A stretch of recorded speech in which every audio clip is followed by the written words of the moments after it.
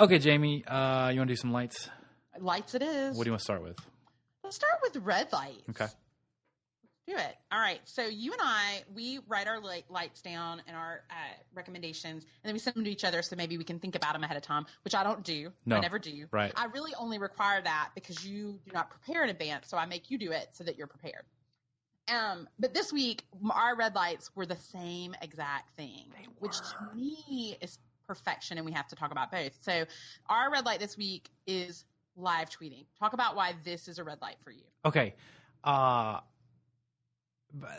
Because it's with a caveat, because like the reason I wanted to put it, my local news Twitter feed, which is like, it's like News Channel 9 or whatever, like they are off the rails with like their tweet frequency, and they will just, because I have two different lists, you know, I read like no one cares, like literally no one cares about my Twitter like dynamics, but like they hammer home all the tweets, and now add to that, all of a sudden they're live tweeting Dancing with the Stars, and I'm like, I don't know. I don't want you to live tweet Dancing with the Stars because who cares? And like you're a news channel feed. Like there's a human. I think you need to stick with your persona and like your news. And I don't want to know how you feel about Alfonso Ribeiro. You know, like leave that there or go like to your personal thing. So I think there needs to be like certain decorum for live tweeting. I think you need to say, hey, I'm about to do this. If you don't like it, might want to mute me for a little bit. B, it needs to be worthwhile. You can't live tweet Dancing with the Stars. I'm sorry. C, if you're going to do it, you need to bring the hammer, okay? Right. And like just talking about I don't even know. Like I was so mad I didn't even actually read it. I was just getting more and more aggressively angry. So that's why I wanted to put it. Yeah, so this is kind of one of those red lights for those listening. This is a red light that, you know, sometimes like when you're in a small town and it's late at night and there's a red light and it doesn't seem to be changing, that you can run it. Or because your arm is half off and you're bleeding and you're in your mom's Chevy Chevelle and she's dragging you to the hospital. Like my mom can run that red light. Like It's fine. So there are occasionally red lights that you can run. So this is one of them. Like we're not anti-live tweeting because I love, like, for example, this week, the editor of Modern Family was on a flight and she live tweeted the woman sitting in front of her having a drunken tirade. And it was pretty magical to read that live tweet of kind of what was going down on this plane. And later it ended up with a photo of this woman in a wheelchair on the sidewalk outside. Like, ridiculous. And I just keep thinking about this poor woman who they never identify her and they just have a kind of a profile shot of her. But I keep thinking like her niece is going to come in and go, Aunt Molly, you were on Twitter. Right. You know, for being a crazy person. But because a couple years ago, Donald Glover live tweeted, I think he was in a cab at a red light. He was watching a couple have sex like outside of a bank or something, and he live tweeted it, and it was amazing. It was amazing. That's perfect for that. And so I like a good live tweet. Like you said, always have a warning. Always use a hashtag so people can mute the hashtag. Because that's why you want a live tweet, be a part. Because I always live tweet like the, you know, Emmys red carpet or the Oscar red carpet. Like I love live tweeting Golden Globes, that kind of thing. But I'm always very clear with my followers that this is about to happen. So don't be scared. Plus, it's in my voice. Like I like pop culture. So I'm not going to live tweet C-SPAN. That would not make sense. But my red light goes a little further in terms of I want people to stop live tweeting things they're watching on a Saturday afternoon on TBS. If you're watching Shawshank Redemption by yourself, this is not like it's not been remade for TV and we're all watching it together. Don't live tweet it. You're being ridiculous. And then don't be mad when people unfollow you because you're live tweeting Mean Girls. Oh my gosh. Stop it. It's the worst. What is your policy? What's your policy on telling a story in like 58 tweets, like consecutive tweets? No, listen, I get Is that what blogs are for? That's what blogs So blogs are for, you idiots. Like put it on your blog. I don't want to read panel 2 of 49 million. Like just put it on your blog and give me a link to it. I will give you one of two, but as long as you don't make that a habit. One of two. That's the max. That's the max, and you don't need to do it all the time. Like, please contain your joke. One a year. Yeah, that's right. That's right. You can crap your pants once a calendar year. And that's right. Fine. And you can do multiple tweets, stories once a year, and it's fine. So we're saying multiple tweets per story is like Code Brown of Twitter. It's Code Brown of Twitter. I completely agree with you. Right. So those are some tips. If y'all are wondering how to use Twitter, We've just given you some great trips. But, if you want to live tweet, because we have Catherine, our frenemy, our podcast frenemy, she live tweets when she is driving down the interstate listening to this podcast. Yes, she does. Like, for example, she said last week, she live tweeted and said she likes it that every time you say, how dare you, Jamie Golden, that you're really saying F you. Is that right? Are you really saying F me? It's mock outrage, Catherine. Like, I feel like you don't understand how to interact with humans. And, like, I get that you've given me a break and, you haven't thrown shade for, 5 weeks, but now like you can't contain the vitriol that's in you, so it has to come out. And I get that it's coming back out now, and I'm prepared for it. So just bring your worst, I guess. Yeah, but I will say I do enjoy a Popcast live tweet. So but tweet at us. Don't tweet your tweets randomly. Tweet at us. So do @PopcastPod, and then write your thoughts, because that way only people who mutually follow us will see it. And that will be interesting to them. And we're giving that as a tip because we don't want people to unfollow you who don't watch. Because there are apparently a few people who don't listen to the podcast. Right, I've heard that. I don't know. That's a rumor. Can I give you my other red light? Of course you have another. Go ahead. Listen, you need to calm down after last week, okay? You need to relax. Weekend update. Yikes. Little uneven, Jamie Golden. Little uneven. Is it Michael? Is it Michael Che? Is that Che? Okay. Michael Che. Yeah. What were your feelings on his debut? It was painful. Really bad. I watched a couple things of him on The Daily Show when I found out that he was going to be the new guy. I thought, okay, I want to see what this guy's like. And I thought, I don't really like this. And I thought, well, maybe, this is a persona. But he just, I didn't realize how important it was to be completely, reactionless and objective. Because Seth Meyers did great. He would interact with the character sometimes, but he had earned that. But Michael Che, I don't have a vibe for who he is and his humor, and his interactions felt real cheesy almost. Yeah, I did not enjoy. I thought, why isn't Wyatt Cenac doing this? If you're going to pull somebody from The Daily Show, and obviously, I don't mean to be rude, but it felt like we were trying to do intentional diversity casting. Yeah, it did.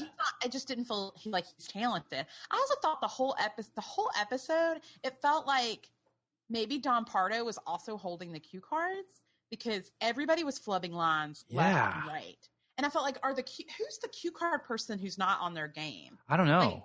What are we using a smaller font? Did we cut our marker budget? You're right, because it wasn't just one person. It was A.D. Bryant starts the show, Chris Pratt doing it went on and on and on. It went on and on that people weren't hitting their lines right. But I will say, for Weekend Update, I will say green light to. Whoa! You're not going to steal mine, are you? I won't. No, do it.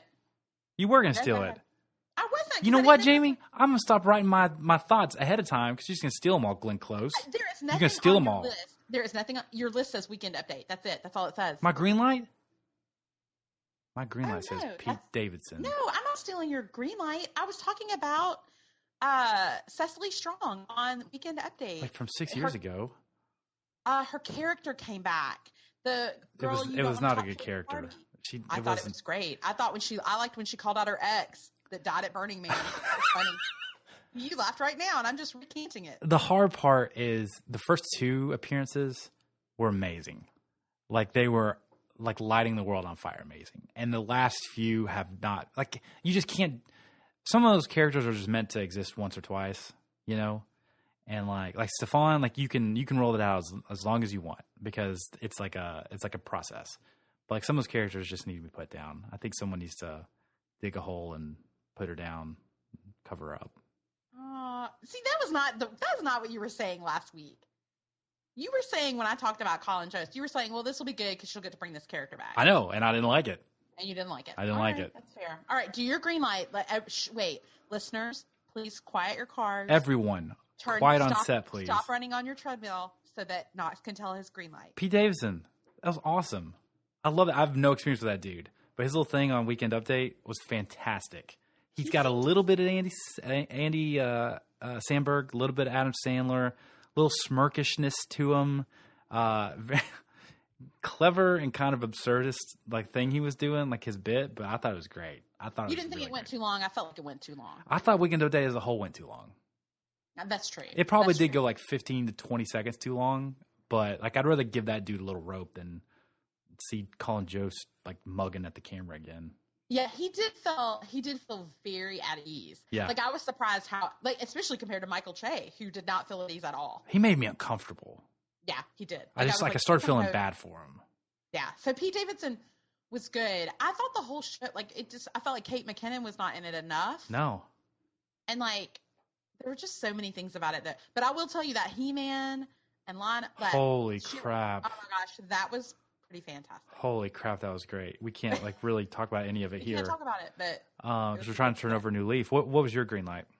My green light this week is YA fiction. So young adult fiction. I was always the person who was like, y'all, we got to stop reading teen books. But what's happened is YA fiction has really, over the last few years, become rock solid. Like, not just that random, like, you know, Harry Potter is good or Hunger Games is good, but like, we've got The Fault in Our Stars, we've got Eleanor and Park.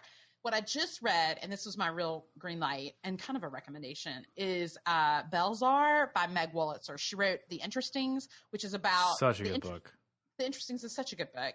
Teens at a camp who grow up, and she writes. I feel like she writes that teen voice so well. And my niece, I have a niece that's an older teen, and she says, like, I really love that. That feels real to me. Yeah. So I know that that's a good quality book. But she just wrote Belzar. It just came out this week, and it's about a boarding school, and these teens are put into a weird lit class, a special topics in English to study Sylvia Plath. But all the kids in the class have huge trauma in the background, and then they just journal. And there's some. It's a fascinating. I mean, it was so fast and so good. So if you're looking to figure out, should I read YA fiction? Am I a weirdo? Am I a pedophile? You're not. It is quality. It's books that adults should be reading. I'm glad to see you getting over some barriers, like not being beholden to certain things. It's a nice life to live like that, isn't it? Listen, I'm evolving. Slowly. You know what my favorite YA book of all time is? I took a class on this in college, so I'm basically an expert, Jamie. Polar Express. You just make me mad. You just make me mad so much. Mr. and Mrs. Bojo Jones. That's what? Have you ever read this? No, Clearly I have not. no. It's a great book. It's an old school book. Are they married? Are they married? They are a young couple that one of them, spoiler alert, it's the girl, gets pregnant. And they have to contend with what to do after that. Like it's such an older, context wise, it's an old book. Like they still talk about their icebox, you know, like not their freezer. So like this is not a modern telling of the book, but it's very good. So teen pregnancy and a person named Bobo. So Tennessee. Basically. Not even Bobo. Its name's Bojo. Jamie. Bojo. Oh, I'm sorry. That's better. Mm-hmm. It is. That's like Edward. Bobo. Who would name their son Bobo, Jamie? You know, there are people out there right now monogramming something with Bobo on it. If you know someone named Bobo, let us know. Because I guarantee you no one knows anyone named Bobo. Oh my gosh. That's not a primate. You tweet us and Facebook us if you know anyone that goes by Bobo. Not a nickname, that they're legal Bojo, Christian. Are you saying Bojo is his Christian name? I don't know, Jamie. Maybe you need to read the book and find out. Oh my gosh, you don't know, and so now you're challenging me. No, I'm saying read the book. I'm saying read the book. I'm going to find the answer. It's a very good book. Can I give you my other green light? Of course. The trailer for Inherent Vice came out from P.T. Anderson. Looks amazing. Looks very good. Big cast of stars. I'm sure you'll like that. Who's in it? Joaquin Phoenix, Owen Wilson, Josh Brolin. Owen Wilson? Yeah, Wow. briefly. Or not briefly. He's in the trailer.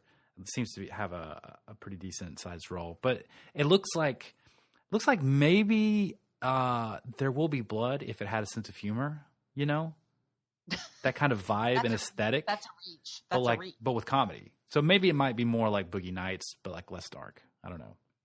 Okay. Basically anything that he does, I'm excited for, and it comes out in December. Okay. Well, so my recommendation this week is, you do your recommendation first. There's a theme. There's a theme. Oh, is there? Because we're both doing podcasts. We're recommending podcasts. It's my second week in a row, and I'm proud of that. Mine is the Around the Table podcast. It's a couple friends of ours on Twitter, Maggie and JC. They do it. I guess the entry point is like maybe food, but it's really not. It's a lot. I enjoy podcasts where it's not an expert, it's not an authority. It's just kind of two people talking, and that's hard because you have to kind of be compelling, even though you don't have like any label assigned to you that proves that you're compelling. But they talk about a lot of stuff, and it's very real, and I can really relate to it. A couple episodes back, they talked about Mindy Kaling, which obviously we both like. But they talked about the shows they like. They kind of related all to themselves, how they see the world, how they what resonates with them. And I think that's what I'm looking for with podcasts. Like, I like hearing stuff about people and what resonates, and kind of, I don't know, relating to that in that sense. So it's really good. It's probably less. It's not one that I started listening to thinking, oh, I'm going to really feel this, But the more I've listened, the more I thought, yeah, I definitely do, in all the ways that maybe are different than the food conversations. But give it a listen. I think their most recent one was their 6th episode. Is that right? It was. Yeah, I just listened because it was a nice conversation about Instagram and weddings and travel. And so there was a nice combo. I had a lot of feelings. I now realize, as I listened to it, I live tweeted, by the way. I created a hashtag and live tweeted to JC as I listened to the podcast because I had so many feelings. So now I understand while you're listening to us, have so many feelings, because I have so many feelings. And I agreed with so many things I said, and then I felt like I could disagree because we felt very differently about Instagram. And so it was a really interesting episode. Yeah, so definitely recommend it. I think, especially if you listen to this and kind of like what we do, I think you'll really like what they do because it's the same kind of dynamic. Isn't it interesting that, like, you can read a blog and that's you like, okay, I hear this person's voice. But like when you listen to people talk, it's such a different, I don't want to say intimate, but it kind of is, because you're listening. It just like, there's such a bigger connection to me because I'm hearing their voice. I'm hearing their inflection. I'm hearing them like struggle to kind of define what they think, and what they're talking about. And I don't know. I like that so much because I feel like I get such a sense of who these people are. And specifically to JC and Maggie, like listening to them talk about certain things. I don't know. I connect with that better. Yeah. I'm sure that's not like a hot take or anything, but no. I think what's great about that is like you're talking about that vulnerability that you get. Because when I write a blog post, I can edit it, I can tweak it. It's exactly what I want it to say and present to you. But when we're doing this, like when I, can't remember the Sharks and the Jets, like when I can't remember that, that's a real, that's reality. Even though if I'd written that blog post, it would have been very different. Yeah. So, because I would have Googled it and been, right. You don't let us Google during this, so we often flail about. Yes. Crazily. So my podcast recommendation is a brand new podcast, and I don't know them, so there's no like incentive for me. I wish there was. Wouldn't that be great? Are you saying that there's an incentive for me? Like, are you saying I'm being disingenuous? No, there's no incentive for you. Could there be an incentive? If Maggie and JC would do an incentive for us, like send us something, that'd be great. Well, I think last week or 2 weeks ago, one of them brought donuts to the episode they were talking about, and it made me hungry for donuts. Because Maggie's a nutritionist, so you hear the donuts, it's like it's butternut squash with like kale. But still a donut, you can peel that stuff off. No, I feel like deep down that's not a donut. A donut's a donut. You could you got to strip it down though. I don't know. TV Talk Machine is my recommendation this week. It's a podcast with Tim Goodman. He is the chief TV critic at Hollywood Reporter. I love Hollywood Reporter, and he talks about TV each week. So if you're a TV fan, like we're TV fans, particularly in light of this episode, it's a great 1 hour. It's not like super funny and crazy, but it's very informative. Lots of behind the scenes, lots of what to watch, what not to watch. We did disagree on a few things this week, Tim, but I will forgive you for your lack of taste, just like I forgive Knox. And so it's a great one to add. And if you're listening to podcasts, I mean, obviously you know what you're doing and how to listen. But don't forget, share the love this week about podcasts you love, and tell us podcasts that you love to listen to and why. You can go to our Facebook page at The Popcast or at Twitter at PopcastPod. Let us know what you love to listen to. Yeah, I'm always looking for stuff to listen to. That's why I love discovering a new podcast, because it gives me some freshens up the queue. Can I be fair that I'll listen to podcasts and constantly be annoyed by everything I listen to, and I think these poor Popcast listeners, we must be the worst. Oh my gosh, I feel so sorry. If something's like an hour, I'm like, God, it's so long. We're always an hour. Like this literally, I don't know what it's going to end up being, but literally we've been recording for like an hour and 20 minutes. I know. I'm so sorry, you guys. After 15 minutes, I have nothing interesting to say. Thank you for those 7 of you that are still listening. Thank you so much. Okay, Jamie, let's put them out of their misery. I think that's going to wrap it up for this episode. All right. Remember to share us with your friends on Facebook, Twitter, Instagram, Snapchat, Tinder, wherever. And I'm Jamie Golden. You can find me on Twitter at Jamie's Rabbits or at my blog, jamiesrabbits.com. And I'm Knox McCoy. You can find me on Twitter at Knox McCoy or my blog, knoxmccoy.com. Thanks for listening.